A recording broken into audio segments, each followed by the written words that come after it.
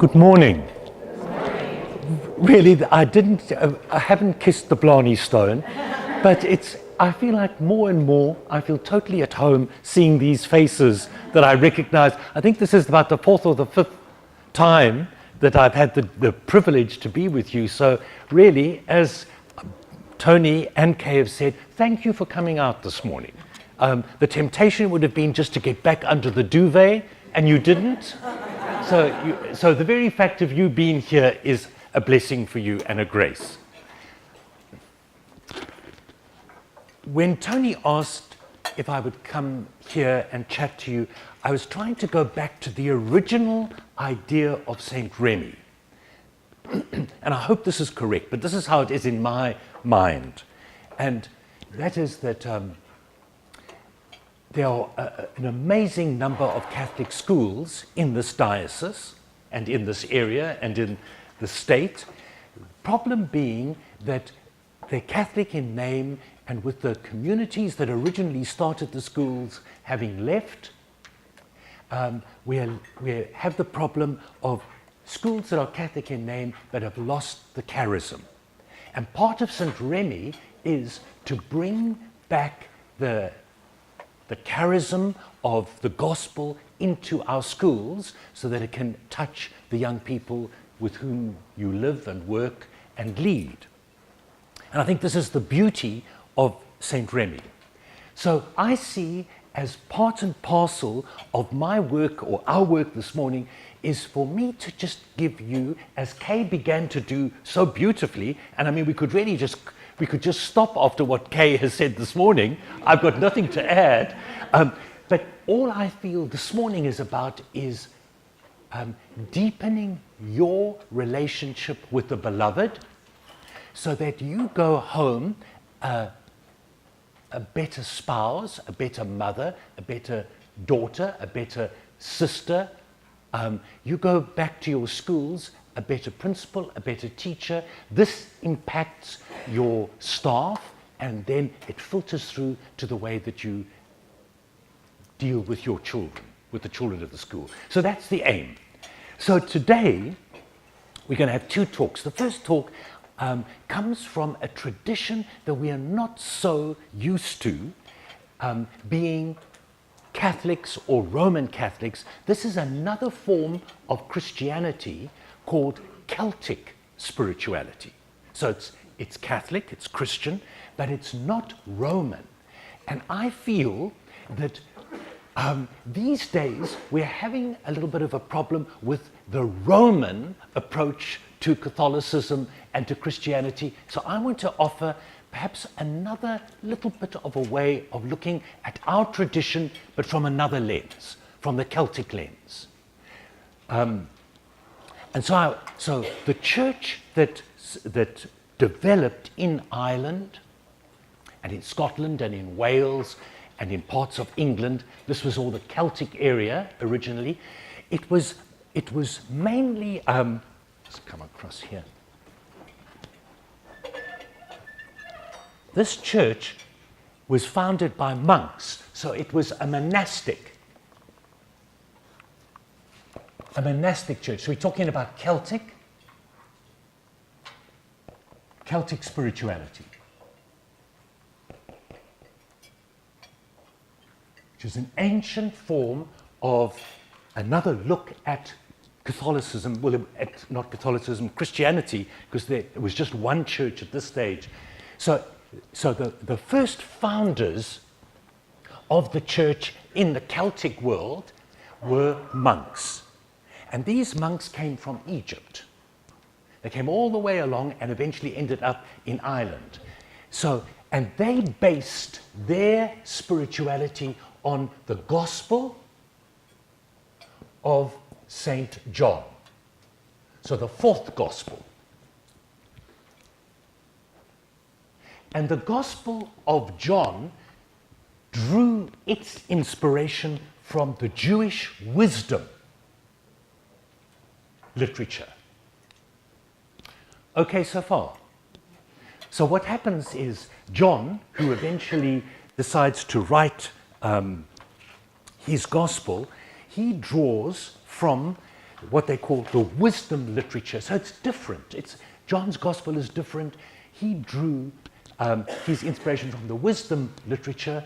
The monastic monks from Egypt and Syria that came to Ireland drew their spirituality from John. So we have this different slant in Christianity. And everything goes well. These monks settle the church in Ireland, in Scotland, in Wales, and it's going very, very well until we come to the year 664, I think. 664, I'm right. And we have to go to England. We have to go to a little place called Whitby. And in 664, the king of that part of England, I think his name was O.C. or something, he decides he needs a synod, a meeting, because there's a problem in the church now. Why? Because later on, Pope Gregory the Great sends monks from Rome to evangelize this area. The main one being Augustine of Canterbury. Do you remember?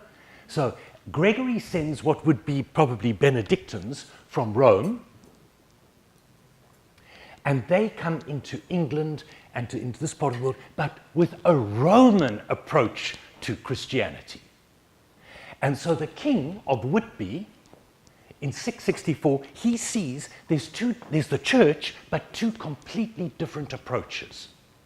One Celtic, and I'll tell you a little bit about, very earthy, very steeped in nature, creation. And the other one, Roman, very, very strict and ordered. So one was a little bit wild, the Celtic was wild, the Roman was very ordered. And they have the synod, because the king wants to decide which way are we going to go? Which way are we going to go? Which tradition are we going to take as the main tradition? So the Roman guys from Pope Gregory the Great talk about how they see church, coming from the tradition of St. Peter and the apostles, and parish would be more like a parish church, even though they're monks. Then the representative of the Celtic tradition gets up, and who is it but Abbess Hilda? Abbess Hilda is a nun, an abbess of both a male and a female community.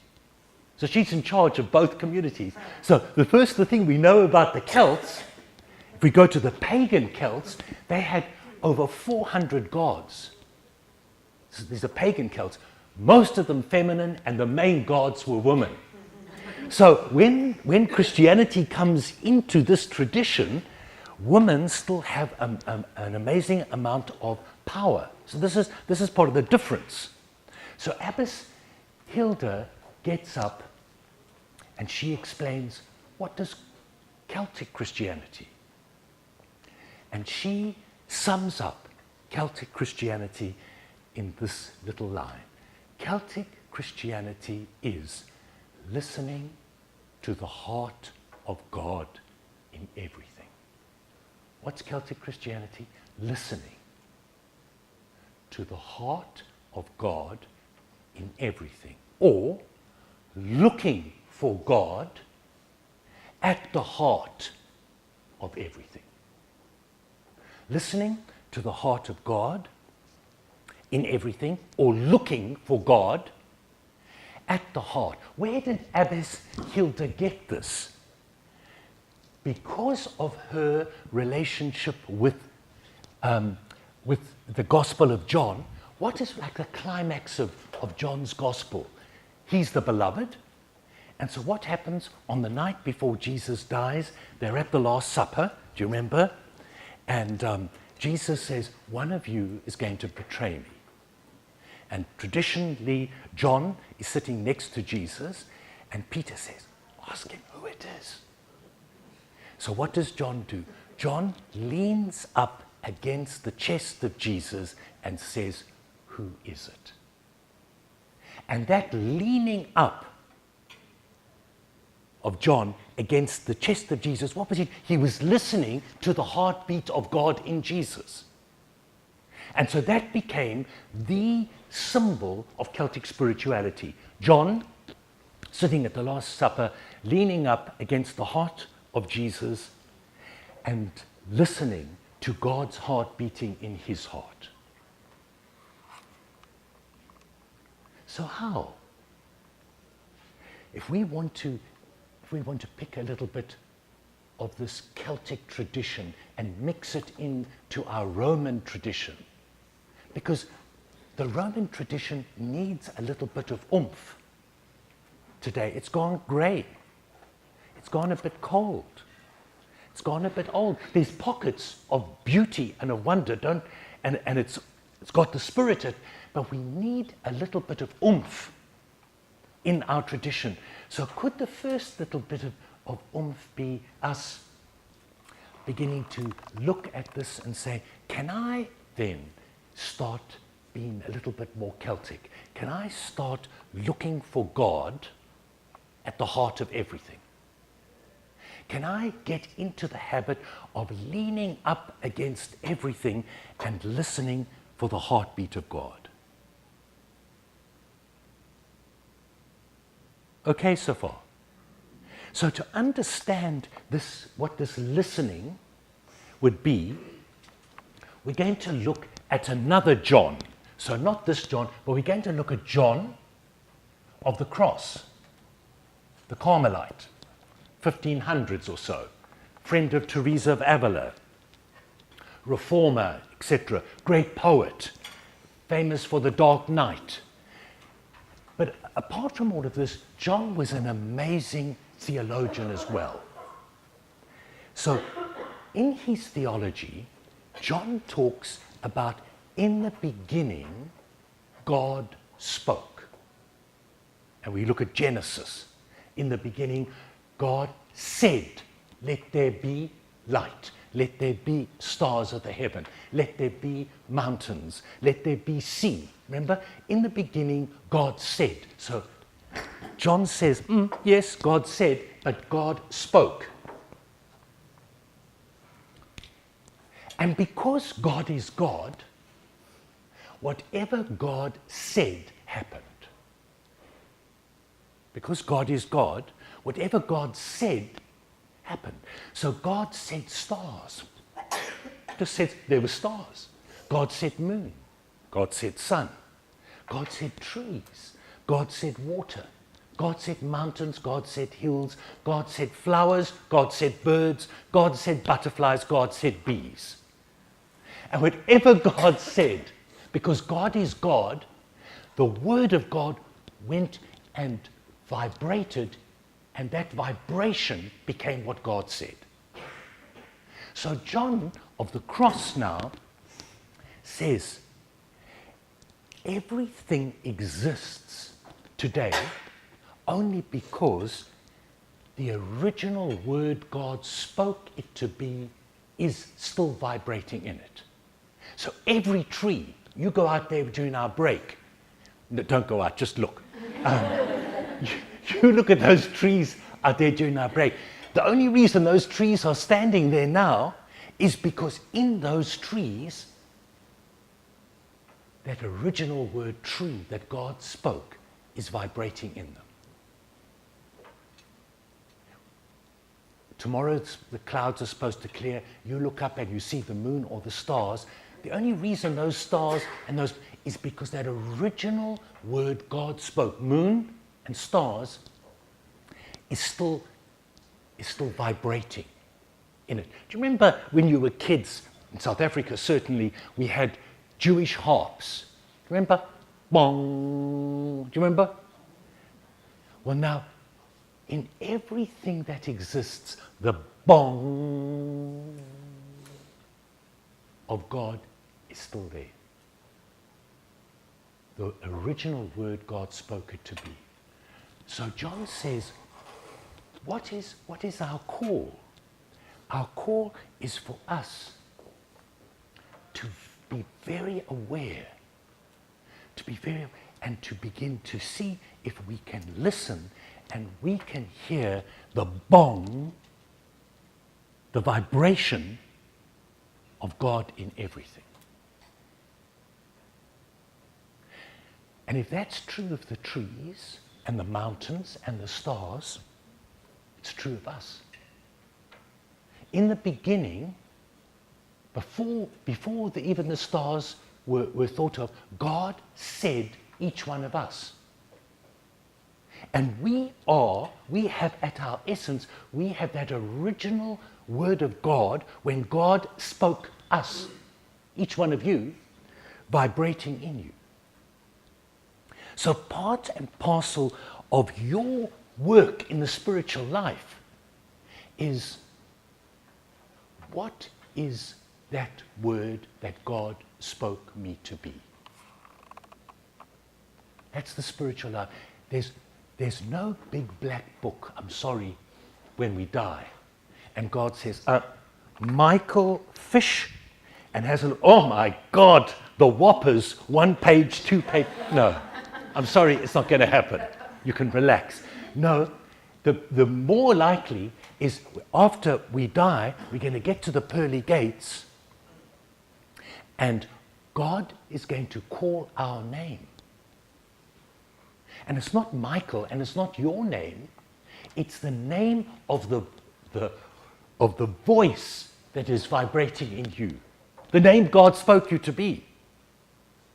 And if we don't recognize that name when God calls us, then we could spend, I think this is what purgatory is. We could spend a long time walking backwards and forwards outside the pearly gates thinking, why the hell hasn't she called me? Meantime, back at the ranch, she keeps calling every day, but we haven't come to know the name that God spoke us to be. I think that's the spiritual life. Don't panic if you don't know. It's going to take a lifetime to know. Your name that your folks gave you, Michael, is part of the vibration. It's for us now, through the spiritual life, to discover what's the rest of what's my gift? That's another part of the vibration. So part and parcel of this Celtic spirituality is coming to know my name and coming to know the vibration in everything. Because the Celts say, at the heart of everything is goodness. At the heart of everything and everyone is goodness. In our Roman tradition, we tend to say that with the fall of Adam and Eve, we lost a lot of grace and we get it back through baptism and through. The Celts say, no, we never lost it, we just forgot it. So there's the next difference.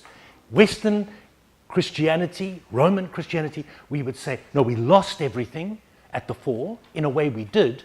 The Celts say, no, at the heart of everything is the vibration of God. No, we never lost it, we forgot it. We can't remember it. It got covered. And what is redemption from the Celtic tradition is uncovering again the Word of God in everything. So what's prayer? Kay was talking about prayer. What's prayer? Prayer is us listening to the heartbeat of God in us. And what's the heartbeat of God in us? Our heart. Our heart is a sacrament of God's heart beating in us. Our heart is a reminder that just as that little muscle, day and night, is beating in us, that's a symbol of the heart of God at our heart. At the heart of our heart is the heart of God. At the heart of our heart is the heart of God. So next time now you wake up at 2 o'clock in the morning and you're tossing and turning and you can't sleep, seriously, here's a form of prayer. You lie in your bed, and it just takes a few minutes and a little bit of learning, and you can begin to hear boom, boom, boom, boom. You can hear your heart if you listen. So instead of getting your knickers in a knot at 2 o'clock in the morning about the next day, lie there and listen to the heart of God at your heart. You know that beautiful poet, Jessica Powers? She was a Carmelite nun. She's dead now. Carmelite nun writes beautiful poetry. In one of her poems, she says, "A timeless heart under my own heart beating, a bird of beauty singing under my mind." Isn't that beautiful? Jessica talking, a timeless heart under my own heart beating, the divine heart, a bird of beauty singing under my mind. So at my core, at your core, is the beloved, is goodness, is God. And our big mission in life, purpose in life, is to learn to listen, to learn to hear, to learn to look and to recognize God, beauty, the divine, at the heart of everything. God at the heart of everything. So that's what we've got. Once we get a feel of what Celtic spirituality is about, the next big challenge is how the hell do we listen? Because we're not good at it. It's a lovely story told about Mother Teresa. Sometimes she's depicted as the sweet little lady, but she was a tough old dear, tough as nails. So towards the end of her life, she was being interviewed on TV, and there was a young guy interviewing, and he was a nervous wreck interviewing this famous nun. So he was asking all these questions. She probably wasn't in her best mood because she was like giving one word answers, and the poor kid was pulling his hair out thinking, where the hell am I going to go with this nun? So he said, "Mother, tell me what you do when you pray." So Mother said, "That's very simple. When I pray, I listen to God." "Oh," he said, "that's fantastic, Mother. And what does God tell you?" Mother says, "Nothing. God listens to me." And the poor guy says, she said, "I'm sorry, I can't make it any easier, but prayer for me is me listening to God listening to me." That deep, deep, profound listening. That's what we've got to. That's going to be at the heart of what our spirituality needs, this ability to listen, pause and listen to the heartbeat of God in me and in everything. So let's try and tease out this listening a wee bit now. The Celts were a rural people. And both the Christian Celts, but also the pre-Christian Celts, everything revolved around, for them, being in harmony with the heavens, with the sun and the moon. So for these pre-Christian Celts, and then after the monks came, they sprinkled holy water on a lot of what the pre-Christian Celts believed, and they baptized it, and they said, you keep these traditions. That's what makes Celtic tradition different from Roman. But at the heart of it was finding a rhythm in life, being in step with the heavens, with the sun and the moon. That was vital for them. So their feast days, their worship, their planting, their travel, because they were traveled by sea, they were surrounded by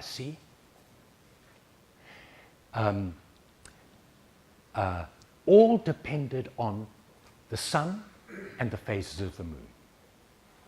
So whenever the Celts were walking or doing anything, they always walked clockwise. They called it cor decil. Cordicial. They always walked clockwise as a symbol constantly of being in step with the sun and the moon. Because they believed that if they were cordicial in everything that they did, then they would pick up in themselves, in their families, in their villages, they would pick up the same rhythm, the same harmony of the heavens. That was absolutely vital for them. Rhythm and harmony were vital. So for them, the sun was one of their expressions of God, as was the moon. So they would bow to the sun and reverence the moon. When the missionaries came along, they were really struck by the power of the sun in the pagan Celts. So the monks said, we can do this. The sun is a symbol of God for you, a sign of God for you. The sun is also a symbol of God for us. So therefore, we will baptize your idea of the sun. And so what does the Celtic cross look like?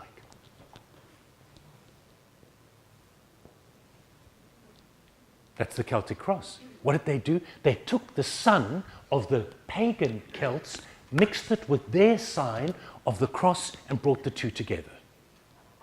So this importance of the only way we're going to really be able to listen is to quieten, to find this rhythm in us.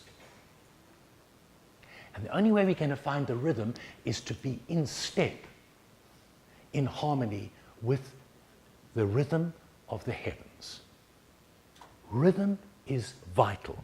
So John O'Donoghue, and I've got a number of his writings here for you when I hand out but John O'Donoghue, who is an Irishman, a priest, he's dead now, sadly, retreat giver, a writer, a poet.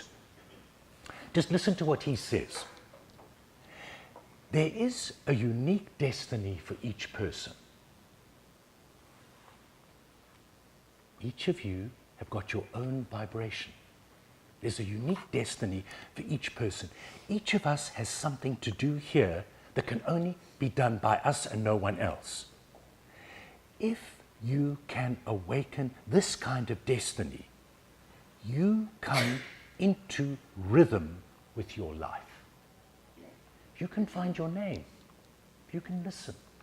You can be quiet. You come into rhythm in your life. You fall out of rhythm when you renege on your potential and talent.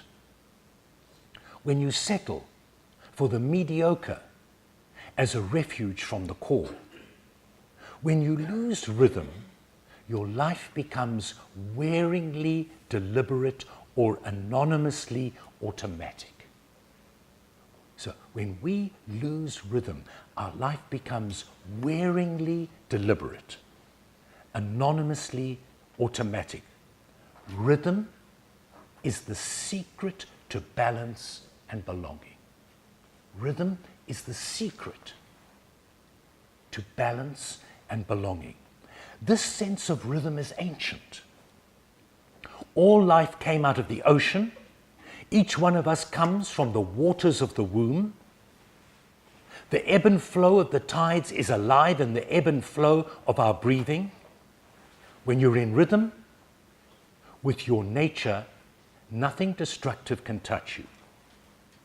Providence is at one with you. It minds you and brings you to new horizons.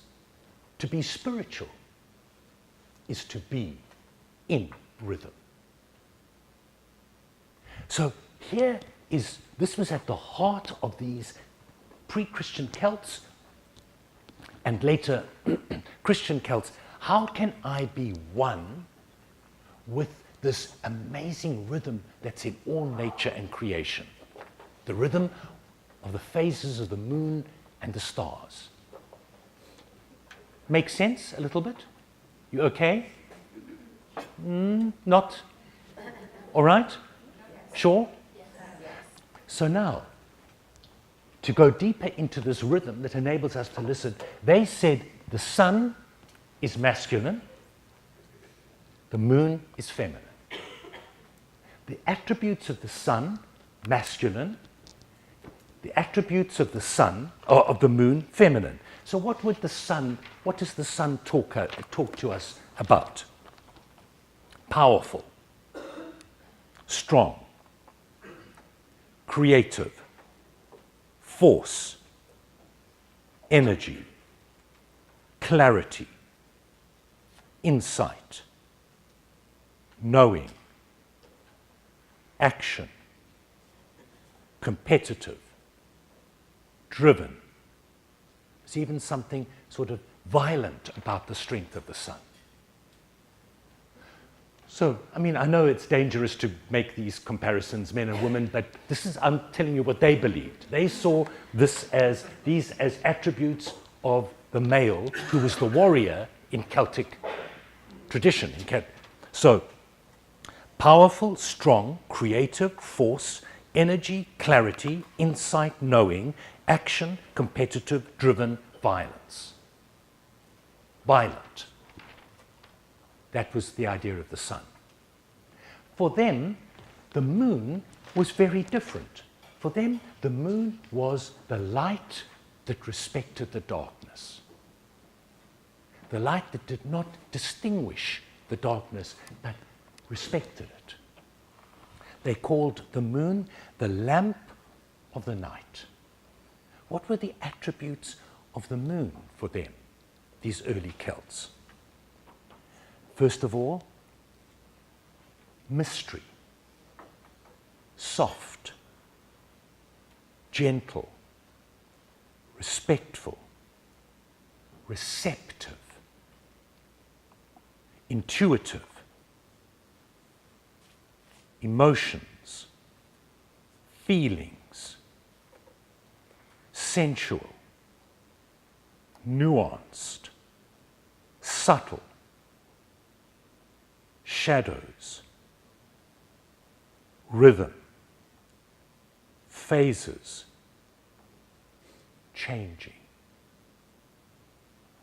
What are some of the attributes these early Celts saw? They said, no, this has more feminine, contemplative attributes, gentle attributes. The moon influenced the tides, the planting of crops. It had to do with mystery, soft, gentle, receiving light, intuitive, feelings, emotions, sensual, nuanced, subtle, shadows, rhythm, phases, changes. Now, according to the Celts, if we were going to stay in rhythm, you need to have both the male and the female present in each one of you, in each one of us. So they called it the equipoise, beautiful word, the equipoise of the soul. So the true soul that's balanced has a balance between male aspects and feminine aspects in them. And that each person was to develop both. I think the person of Jesus for us is someone who has an equipoise in his soul. Because we can see Jesus can be tough, he can turn the tables, he can get angry, and yet there's so many beautiful moon attributes in Jesus as well. However, where we are now as a civilization, Western civilization, American civilization, where we are now, Our big problem is too much sun. That's the big problem with it. We're out of balance. We're afraid of the moon. And so everything in our culture is sun. Even our leisure is sun, competitive. Your field of education, too much sun. Too much left brain. Too much saying what you, basing on what we now see as intellect. Do you know in the Middle Ages, intellectus, intelligence, do you know what the root of it was? Moon. The original word for intelligence was intuition, was the sixth sense, was this knowing that comes from this wisdom in each one of us.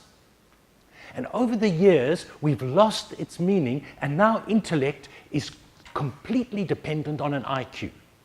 That's not the original meaning. And so the big danger at the moment in our society, in our education, in our church, too much sun. Even for you women here, the big danger for you to succeed in the marketplace today, to succeed in business, to succeed in your work, the only way you can do it is to have sun.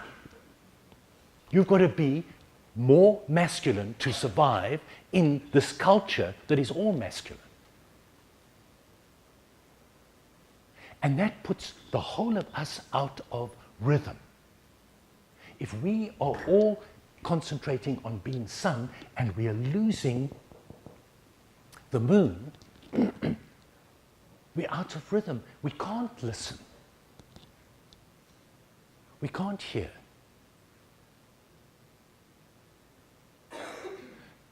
So a real challenge for us as modern men and women in our culture today is how can we begin to flirt more with mystery,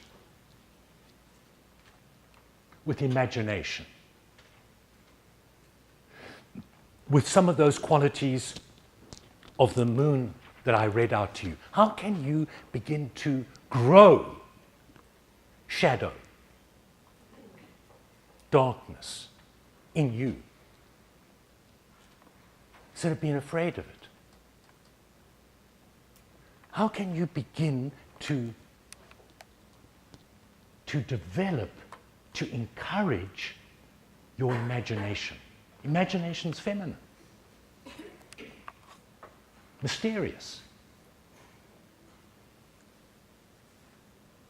How can you begin to be at home more in not knowing? Because when we are in not knowing, out of us comes a deep knowing, which is intuition. How can we move to the right brain, to more creative imagining? What are you doing about reading novels, poetry? What hobbies have you got? Do you spend time in darkness, waiting, listening? So that's going to be a really an important part of our spiritual journey. Is we have to do something about growing the moon in us. I'd say that is the big challenge today for modern men and women, is not to get caught up as much as we are in the sun, but to keep finding a way of growing mystery, the moon, in us. The end, yes, the end is the marriage between sun and moon in us, the equipose. There's a beautiful word coming from this sort of early tradition called gloaming. What is gloaming? Gloaming is the evening where they say the day and the night hold hands. It's that magic time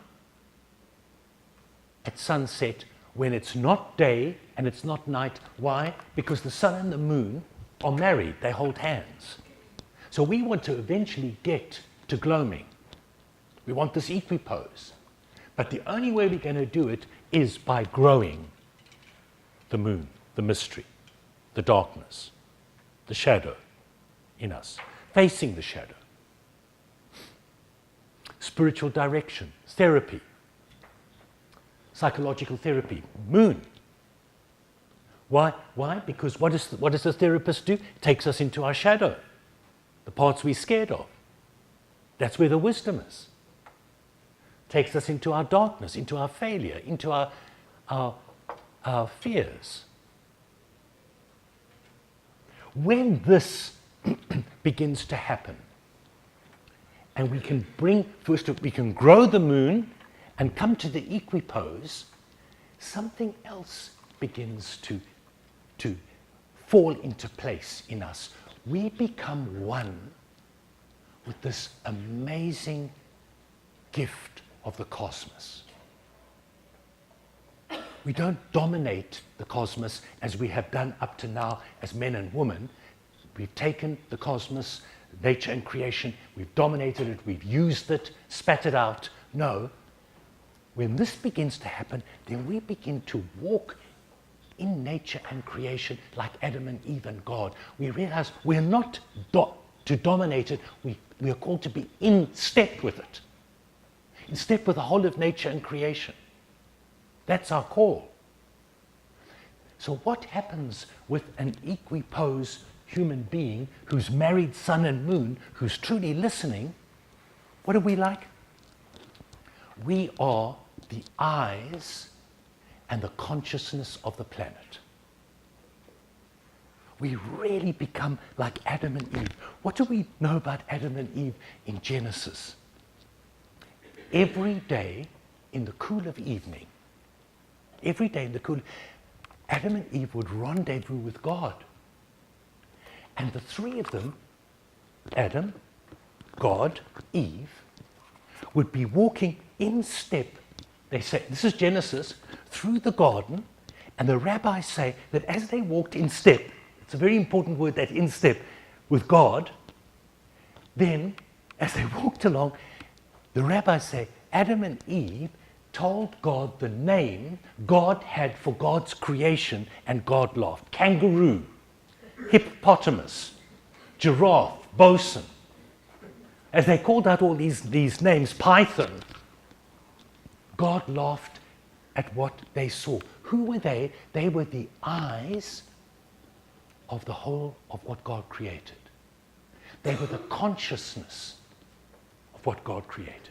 So what's part and parcel of our call? Our call is to go and look at a tree in your garden and look at it lovingly, and look at it until you see at the heart of the tree God. Listen to the tree when nobody's looking. And see if you can hear in the tree the heartbeat of God. When you do that, when you look at this tree and you see it as the vibration of God, that tree, through you, comes to know itself. The tree is the vibration of God, but can never hear it. It needs the ears of a human being. So why does St. Paul say the whole of creation is groaning for freedom, for liberation? The liberation of the children of God. It's only when we are free. It's only when we've married sun and moon that we walk through nature, one, in step with God, yes, but in step with the stars and the moon and the sun and the whole of creation and everything we look at. Wow, you are beautiful. Flower, you're beautiful, even if it's that big. That flower knows itself through you. It's almost like we go through nature and creation, and by looking at the beauty of nature and creation, as we see them, we create them. Because they can hear themselves by us hearing the word vibrating in them. That's what the new human being is called to do. That's our new mission. That's what Francis is trying to say with Laudate Si. That's what it means to be a human being now. Not to take all the resources, to use them and spit them out. No, but to realize I'm walking on holy ground. I am the eyes of the cosmos. I am the consciousness of the planet. The planet can only see and touch and feel what it can in me. That's Celtic. I'm finished in a minute. But I want to drop one step deeper than what the Celts said. So the Celts said, look for God at the heart of everything. Listen to the heartbeat of God in everything. That's what the Celts believed. But then Jesus says to Teresa of Avila, so she was the big friend of John of the Cross. He says, Teresa, give me your eyes so that I can look lovingly at the world around you. Give me your eyes so that I can look lovingly around you. And then Simone Weil, who is this amazing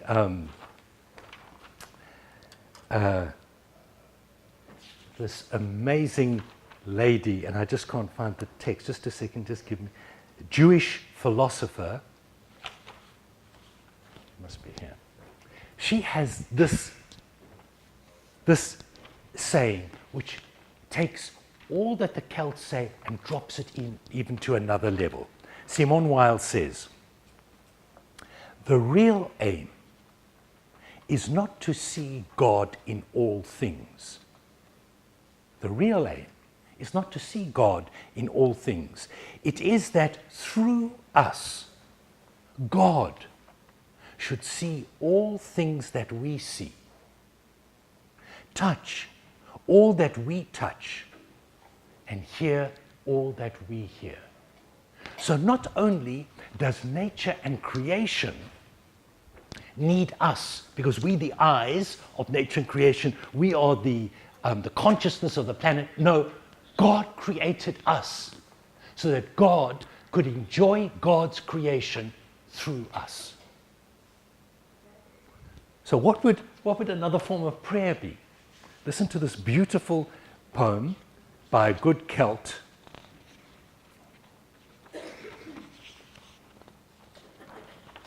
And her name is Kerry Hardy. Excuse me. And the poem is called Sheep Fair Day. Sheep Fair. So they would have these sheep fairs where everybody would bring the sheep to buy. Sheep Fair Day. And in this little poem by Kerry Hardy, I think she tells us what prayer is meant to be like for us as awakened men and women from this Celtic tradition. So, I took God with me to the sheep fair. So, I took God with me. So it's what Kay was saying. So, I took God with me to the sheep fair. I said, look, there's Liv sitting on the wall waiting. These are pens. These are sheep. This is their shit we are walking in. It's their fear. I took God with me to the sheep fair. Look, there's Liv. Just letting God use her eyes to look at life. Look, there's Liv sitting on the wall, waiting. These are pens. These are sheep. This is their shit we are walking in. It's their fear. Then I let God sip tea boiling hot from a cup. And I lent God my fingers to feel how they burned.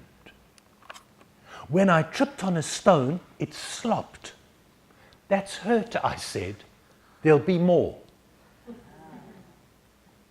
Then I let God sip tea boiling hot from a cup. and I lent God my fingers to feel how they burned. Then I tripped on a stone and it slopped. This is hurt, I said. There'll be more. Now that's prayer. What's prayer? Prayer is taking God with us, whatever we do, and telling God, sharing with God what's going on in us. So if we take this one last step deeper, then I'll stop, I promise. So what is prayer? Prayer is listening to the heartbeat of God.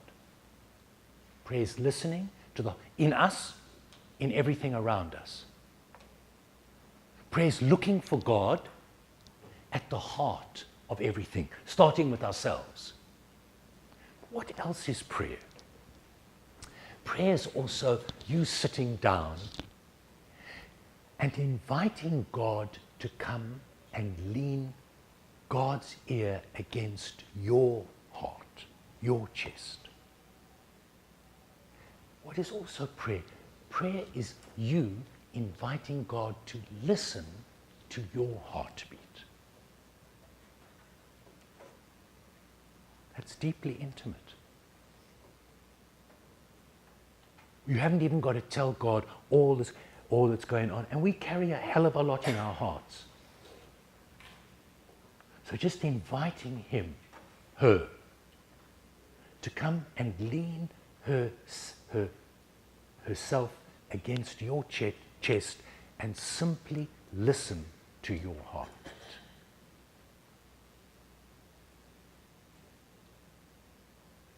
What's prayer? Listening to the heartbeat of God. What's prayer? Letting God listen to the heartbeat of my heart.